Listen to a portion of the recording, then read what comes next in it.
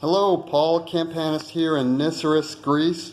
It's July 19th, 2019, and I'm in the library in Nisyros, and I've been working on my family tree. And so that's my dad right there, and that's my grandfather. And then those are my great-grandparents on my grandfather's side, and that's my grandmother, and my great-grandparents, and my great-great-grandparents, and then I have great-great-great-grandparents are on the right there. I'd have to pull it over. And but I've been working with Anna Georgakis, and I'm going to pull the camera up and show you Anna. Hi, Anna. Hi. And Anna's been very gracious and very knowledgeable in helping me find other sources of information and research. I've been working on my genealogy for about 20 or 30 years. I'm going to turn the camera around. We don't have a camera person here, so I've been working on my genealogy for about 20 or 30 years and not getting very far in Nisyros, Greece. I was told that the records were burned in the Italian occupation.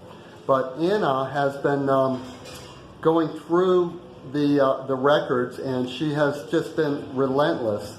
Over months and years, she's been going through the records in the town hall and in various places in the library and finding many sources and finding books, boxes in basements and boxes in attics and just these kinds of things. And she's been pulling them out, dusting them off, and really getting her hands dirty, getting this work out. Now, we had in Nisyros in the early 1900s 5,000 people living here, and I would estimate, just a ballpark guess, that there's over 1 million people that have heritage in Nisyros, and that are all over the world, that are looking, and some of them are looking for their genealogy. And we all have a story, we all have a personal story. And then for me, I have a story about Nisyros, that's over my personal story. There's my personal story, then I have the Nisyrian story, which is how my family's from Nisyros, and that moves into a bigger story about being Greek and my story as a Greek person, and then also my story as a citizen of the world and how this all works together. But for many, many years, I've been missing out on the story of Paul as a Nisyrian. And so Anna's really been amazing in unearthing all of these documents. And I'm going to just turn the camera around to her, and she's going to go through some of the sources that she's been working very diligently to unearth. And so I'll let her pronounce it all, and I'll turn it over to you. Just go through that list, Anna, that we made yesterday, and just explain a little bit, about the sources and so forth. Okay, so there's a registry, the new one, which is on a database, and you can go to the employee at the Demo, and you can ask for some names, but these names and the people in the registry are from the later decades, so it's probably from 1960, 1950 onwards, and a lot of things are missing. If people don't have their paperwork here in Nisyros, they won't be registered on the database. You can go back to the old Dimotologio, which is on paper, and this is in the Demos. It's Where did you find that, Anna? It's an old book which is located on the first floor. The person responsible for it is Michalis Missos. He keeps it. You can ask him to give it to you. It's written in Greek with Greek letters. Okay, and I'm going to tell a little story here before you go on. So, I show up a few days ago. Let me see if I shut it off there. No, we're still going. I show up there a few days ago, and I say, look, I had an electric bill in my hand with my great-grandmother's name on it. And so the thinking was that they brought electricity to the island when my great-grandmother was still alive. So I said, I'm looking up this person. And Anna is totally into genealogy. She's probably the only person in Nisyros that's really into it, and maybe the only person in the Georgakis, the 12 islands that incorporate Nisyros, that are really into genealogy. So she says, she smiles at me, and then she reaches down to this desk drawer, this bottom drawer, and she pulls out this huge book, and she puts it on the table, and she says, "I'll help you," and this is all the work that she's been doing, and that's the old. How do you say it? Old Demotologio. Yeah, and so she has great pride in this book and great joy in seeing people connect to the history that that's their history. It's their personal story, and she's bridging this gap. And so I thought I wanted to share that. The way she plunked that book on the desk was very memorable to me. She opened the drawer and reached down and pulled out this huge book and just bump right on the table, and it had so many wonderful things in it. So carry on, Anna. So this book wasn't available to the public. I didn't know its existence for a very long time. Going through, trying to find records and talking with people, taking time, and it was located in the basement of the Demo. It hasn't been restored ever. It's never been taken care of. Pages are ripped and falling off. The ink is starting to fade. Some of the writing can't be read, so you have to put a flashlight underneath the page so the ink that has been absorbed into the lower layers can show up. It's in a really bad condition, but now it's on the first floor. I took it out and put it up the first floor. So now I think it's in a better condition and less moisture. Yeah. And so this Demotologio is by the Greeks. It's written in Greek by the Greeks. It has a lot of info. Some is wrong. Some is right. You have to sometimes you have to cross-reference it with other sources just to make sure that your information is correct. But it's a good starting point. Great. And what year was this put together? So this is probably from the starts of 1900s, let's say 1920s, 1930s, Yep. up to 1950s, 60s. Then they started, they copied some of the information onto the new Demotologio and started adding there. Yep. Okay, great. Go to the second source then, So please, the Anna. other one is the Italian registry. So this is very interesting. I thought they didn't exist. I started looking into Demos in February, and it was July, and all of a sudden it was right next to me a metal box, and inside were the Italian cards of registry for the Nisyrians. It was very interesting. Each page has one family, and underneath the family name are all the details of the people living in the household. If they die, or get married or move out, they are deleted with a red line, and they tell you what has happened and where you can find their name from then on. It has a lot of details. The mother's maiden name, the mother's name, occupation, where they were born, dates. It has a lot of details, and it's very accurate. However, it's written in Italian. The names are written with Latin characters, so there may be some discrepancies there. So you might be looking for a name, and it can be written in Latin characters, so it might be a different pronunciation or a missing letter, because you can't translate it phonetically accurately in Italian. So in your circumstance, Gluzzi was written in two different ways because it was translated. And those go back to starts of 1800. So the latest record I have found was 1836, I think. And sometimes it has dates of death as well. Yep, on the back.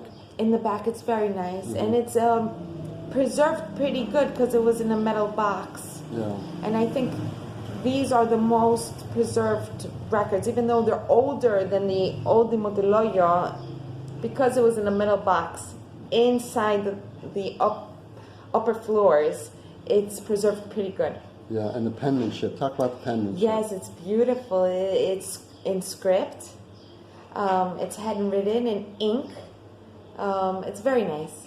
Yeah. It's beautiful. And I'll say a bit about this. So this was really a huge find for me, for my family. So we have my great-grandparents, and we have all their parents and maiden names and all the things that Anna mentioned. And it's just gorgeous. I'll be publishing this along with the video as well. And then there's a red line through my grandmother because it was from the record for my family was from 1938.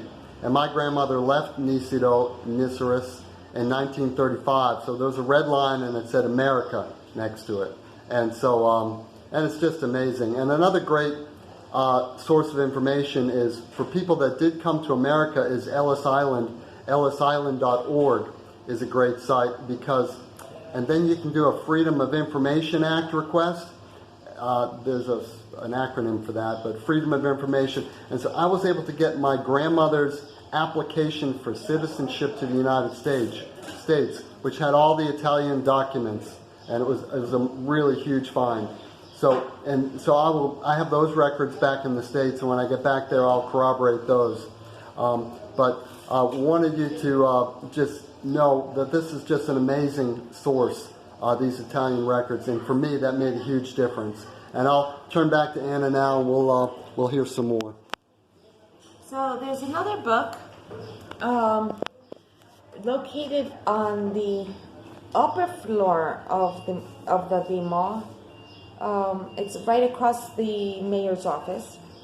It's a huge book as well, and it's called Mana. And here you will find records of what plots of land each family owned, and where it was transferred to, who inherited it, what was sold, what was bought. The interesting thing here is that it isn't a direct source of information for your genealogy, but because it says who inherited it, you can find who the children were, who the fathers were, and the mothers. So records lost, sometimes you can find it indirectly from the Mana, because it writes who the wife was, who the daughters were, as far as the plots of land are concerned. Then there's a record of death. Oh, hold on a second. Yeah. Talk about the Capezio.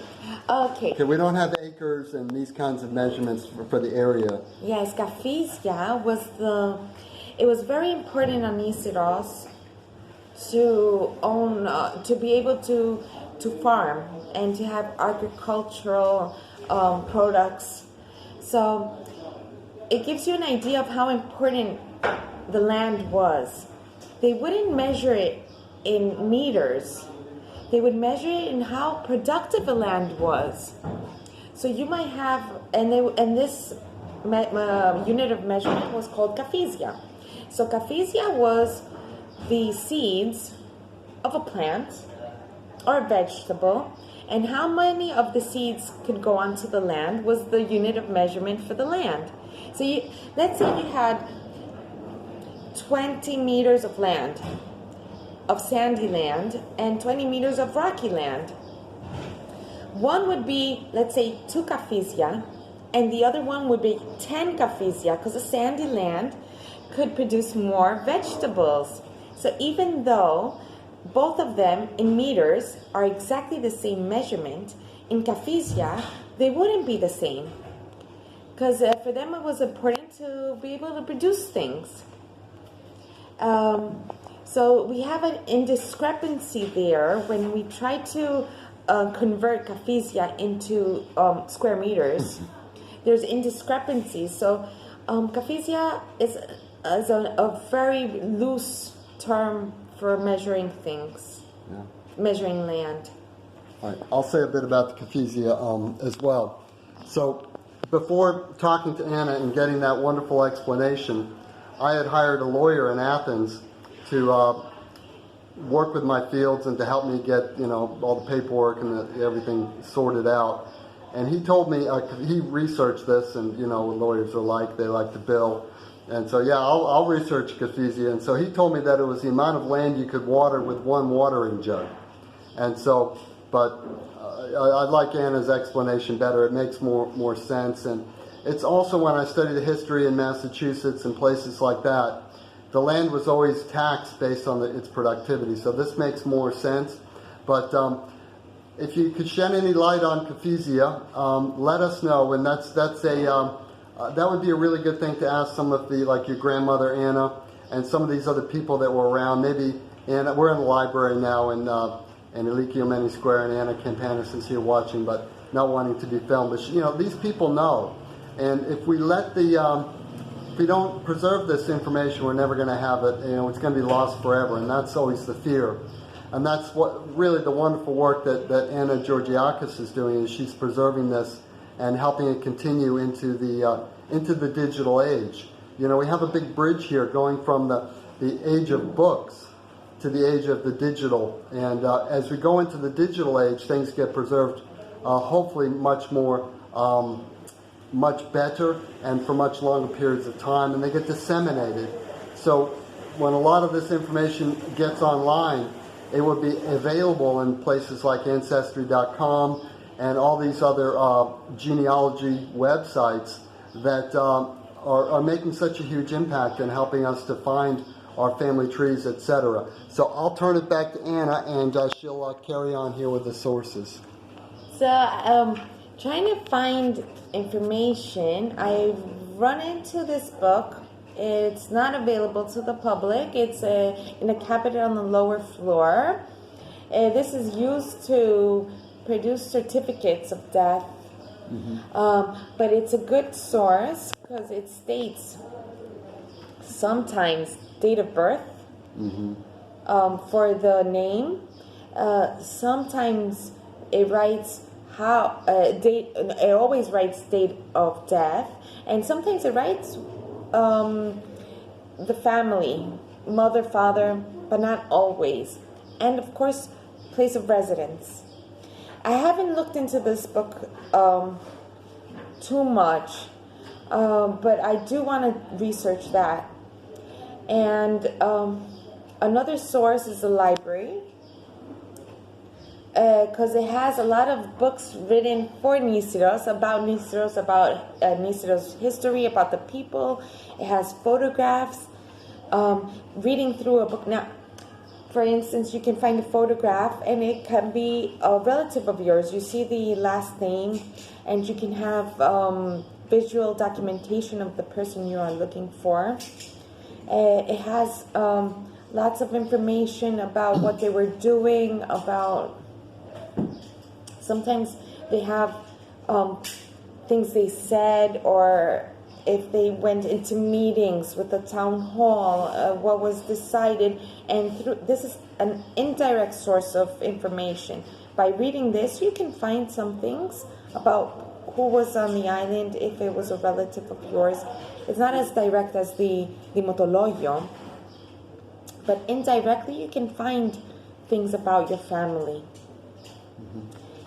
This is what I found so far. Hopefully, I haven't contacted yet the priest. Maybe he has documents of something, baptisms or weddings, and maybe they are in files with dates. I'll have to research him as well, his files. But so far, this is what I have done. Yeah. Wow. Well, it's a remarkable work. I'll turn the camera over to me again, and just say that you've done a remarkable work, Anna. And Anna is highly educated, very smart. She's mom. She's a wonderful person, and she's doing this all voluntarily. And what a great service that she is producing for the Nisyrian diaspora and for the people that live on the island. And we're very grateful for you, Anna, and for the work that you're doing. And I have a website called Nisyros.com and Nisyros.net. It's a group of websites. They're all linked together. But we're going to be, we've been handling inquiries on genealogy for maybe 20 years now. I think I started that in 1998, so 21 years. And a lot of people have been emailing me over the years wanting to know about genealogy. And now we can point them to this video, and at least they'll have some ideas, and they'll have a lot more traction than I had. And the idea, you know, is for families to be reunited. I have a family with maybe 100 people in it, but it's sad, and it saddens me, and it hurts my heart when the people don't communicate anymore. When you've got cousins living in Rhodes and New York, and I'm in Tennessee and Boston and all these places, and there's not really much of much unity there. And but this is a step. This is part of our stories individually coming together as a story about Nisyros. And I think this is a really important bridge for families to reunite, to reconnect, to really recapture what was lost. And so I hope you'll join us in the enthusiasm and the excitement and the support of Anna and her great work here, and just the hours and hours and months and perhaps years of work that she's put into this just to make it really good and really special. And so I'm going to go around the library now with Anna, and we're going to look at the books in the back there and some of the photos, and just wind up there. So I'll turn it back around, and we'll just get up, Anna, and walk back to the right here. And there's these books on the shelf here that were published, some in Greek, some in English, and some online. I'll zoom in here. And pronounce that word for me, please. Nisyriaka, which means little Nisyros? Is that? No, it means about Nisyros. About Nisyros, okay, yep. And then they have all sorts of books here, and you can just make a loop here, and we'll just give them some of the highlights. If you want to, these are encyclopedias, and if you want to donate books, if you have books at your house in New York or wherever in Australia, and you think it's a historical book, then this would be a really good place for it to reside. And then as we move into the digital age, I think we'll be seeing a lot of these books put online. And so, and I thank Anna Campanis who's the librarian on duty now, who doesn't want to be in the video. We all like to dress the part when we're going to be in videos, and that's understanding. But this is the Demotiki Biblio help. Vicky. I was impressed, that's why. And so she has a lot of pictures here. Oh, here are the old pictures, and so these are some of the old pictures. And we're seeing a lot of this in the hotels, where these pictures are being preserved and enlarged and digitized and really put out there. So I hope that you can get excited as we are about this, and I'll turn it around for a final shot with myself and Anna and the great genealogical work that's going on in Nisyros. And I hope you can plug in and be a part of it and find out who your great grandmother was. And so thanks for watching, and we'll stop it there.